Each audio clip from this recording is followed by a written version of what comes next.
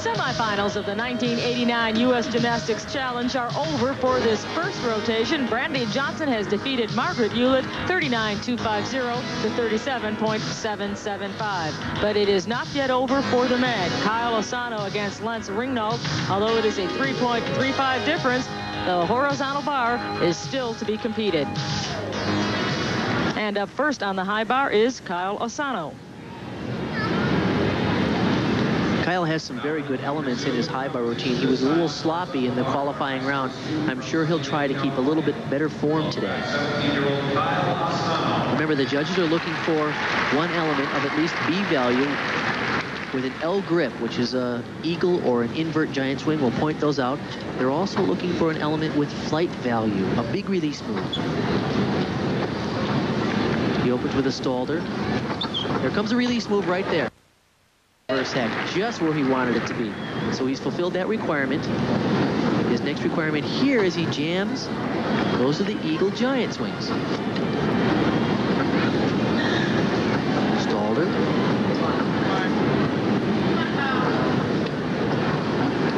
Comes his dismount, layout double, really high. Good job, good finish for Kyle Asano. And he needed that because he struggled so on the parallel bar, rallied back on the horizontal bar. This his final appearance in this 1989 U.S. Gymnastics Challenge semifinal matchup. He looked rather uncomfortable in the qualifying rounds, and yet today he really looks a lot sharper and a lot more confident. He's a little close on this, but boy, is he high. Laid out double backflip. Good job.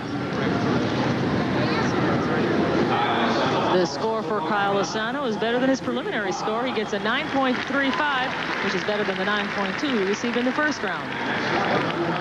Lance Ringnald scored very well in the preliminaries on this event, getting a 9.8. This is without a doubt Lance's favorite event.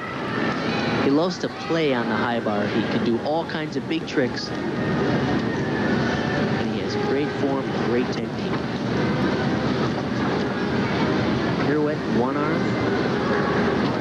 And watch this series here. It'll be reverse heft to a gingle. Wow. Every time it's the same. Very consistent. There's the jam to the eagle giant swings. He's fulfilled those requirements. Hop full pirouette. That was nice. Okay, watch this dismount. It's a laid out double twisting double. That's our winner. This kid is so amazing. He's only 18 years old. He does all of the hard tricks. And look at him. He's so comfortable. He's so confident. It's like no sweat, coach. As he talked with his coach, Ed Birch. Watch this. This is the reverse heck, legs together, regrasp, perfect tap, and a ginger, which is a backflip with a half twist. This is the dismount. It's a double twisting, double back, laid out. Watch, he does a layout, flip the first one, and now he cranks two twists in the second one. Boom.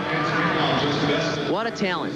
And Lance Ringnald has pushed himself into the record books. A 9.9, that betters a standard of 9.7, set by Jim Hartung and Peter Vidmar back in 1981. Lance Ringnald, our winner, not on high bar, but in the all-around.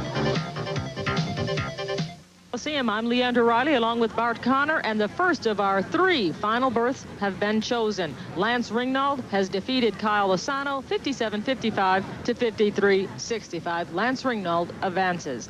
On the women's side, it is Brandy Johnson over Margaret Hewlett 39.250 to 37.775. Bart Connor standing by with both of our winners. First of all, congratulations to our winners, Lance and Brandy, easily qualifying to the final rounds. Brandy, how does it feel now to be sort of leading the way for the American women gymnasts? Do you like that role of being on top right now? It feels really great. I hit my routines, and it just going out there and performing feels really good. If you ever have any problem, it's because you're so powerful, you tend to almost overdo things. What do you do about that? I just try to control it somehow. Well, we wish you best of luck in the finals. Lance, you, of course, are really coming into your own now as a leader of the U.S. men's program. Mm-hmm. What's next for you? Where would you like to improve? Well, today, even I still had a few problems all around that could be fixed up. But I guess as far as in the future, to clean up my compulsories and maybe add a little more difficulty and get a little more cleaner, I think. Well, best of luck in the finals. Thank you very much. Leandra? A fine job by Lance Ringnald, defeating Kyle Asano, and of course Brandy Johnson over Margaret Hewlett. You'll get a chance to see Lance and Brandy again. Stay with us. Bart and I will be back with a recap in a moment. ESPN, the Total Sports Network.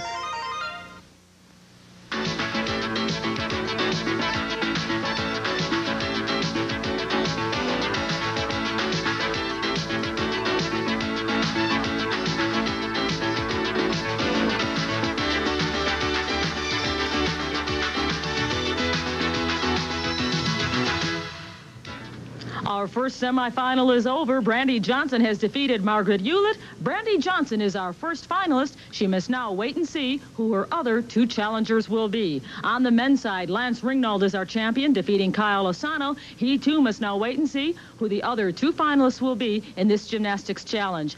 And, Bart, it has really been a grueling competition for our gymnasts. Your thoughts on the format? Well, I like the format, and I think the athletes like the format, although I have to admit, neither Lance nor Brandy have had any really serious challengers in the opening rounds. They'll have to be strong in the finals. I'm sure they're going to get some stiff challenges. In this type of competition, it is so difficult working out over all these days. Any advice to the finalists? Well, no question, consistency is a real important key. And I think, in a way, this is good for the U.S. team because it is really stressing that no matter how good you were on the qualifying rounds, the scores do not carry over. So in order to win in the finals, you have to start from zero and you have to be consistent. All right, the clean slate might help some, could hurt others. I'd like to thank you, Bart Connor. It's been a pleasure working with you. And a reminder that you can watch the second semifinal, Lisa Panzeroni against Cheryl Dundas, Conrad Warsinger against Mark Warburton on July 7th at 8 p.m. Eastern Time. Once again, I'm Leandra Riley. Congratulations to Lance Ringnald and Brandy Johnson. So long, everyone, from the 1989 U.S. Gymnastics Challenge.